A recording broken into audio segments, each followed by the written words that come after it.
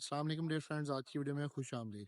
आज हम बात करेंगे कि गंदम के बाद जो मूंजी हाइब्रिड मूंजी है, ये लगाना किस हद तक जो है वो सही है, या इसके बाद हम जो तिल की काश्त है इसके हवाले से हम थोड़ा सा इसको समराइज करेंगे और आपको बताएंगे कि ये फ़ायदेमंद साबित हो सकता है या नुकसानदेह साबित हो सकता है। तो सबसे पहले मैं आपको बताता चलूँ कि पिछले साल जो हाइब्रिड मूंजी का रेट रहा था वो काफ़ी अच्छा था, और पैदावार भी जो थी वो काफ़ी मौसम साजगार रहा था, जिसकी वजह से काफ़ी वो बेहतर पैदावार आई थी। इस वजह से इस साल जो है वो हाइब्रिड चावल जो है वो धड़ाधड़ जो है जिसे हम कह सकते हैं लग रहा है, और बहुत ज्यादा लग रहा है। तो कोशिश आप ये करें कि जो छोटा जिम्मेदार है वो इसकी तरफ ना मुंतकिल हो, क्योंकि ये पांच दफा इसकी अब चांसेस ये है कि इसकी जो आगे सेल होने के वो कम है। क्योंकि जब बहुत ज्यादा हाइब्रिड राइस हो जाएगा, आपकी पैदावार भी जितनी मर्जी आ जाएगा, जब रेट कम होगा, इनपुट्स आपकी महंगी है, डीजल महंगा है, बिजली महंगी है।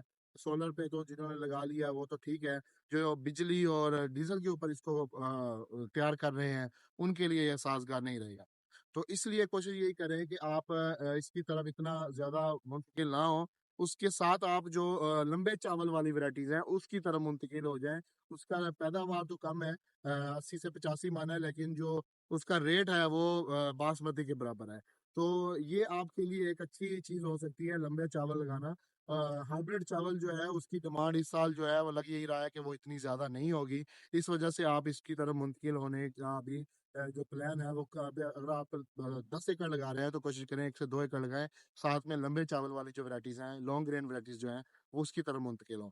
और उसके साथ साथ अगर मैं बात करूं कि तिल का जो पिछले साल रेट था, उसके साथ इस साल भी जो है वो लोग जो है वो तिल की तरफ जो है वो काफी मुंतकिल हो रहे हैं, क्योंकि ये 90 से 95 दिन के अंदर जो है वो 100 दिन के अंदर तैयार हो जाती है तिल की क्रॉप। और उसके बाद जो है आपका चावल लग जाता है। तो 3 क्रॉप लेने के चक्कर में जिम्मेदार जो है वो नुकसान भी कर सकता है, क्योंकि पांच जिम्मेदार जो है उनकी पैदावार जो है वो 2 से 3 मन आती है, क्योंकि वहां पर बारिशें ज्यादा होती हैं, जमीन चिकनी होती है। कोशिश यही करें कि तिल वहां पर लगाएं, वहां पर ये लग सकता है।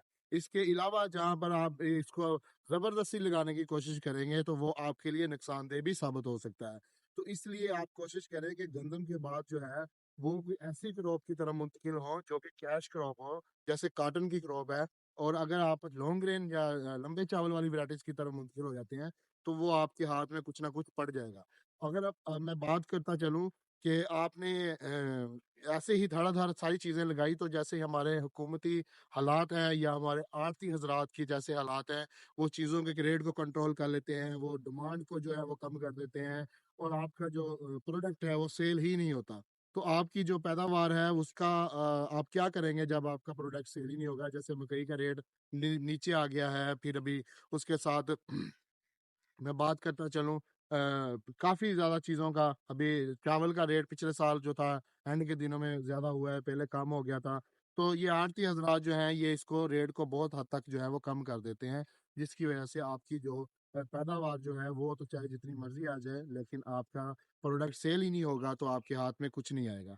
इसलिए अब इनपुट्स बहुत ज़्यादा महंगी हैं।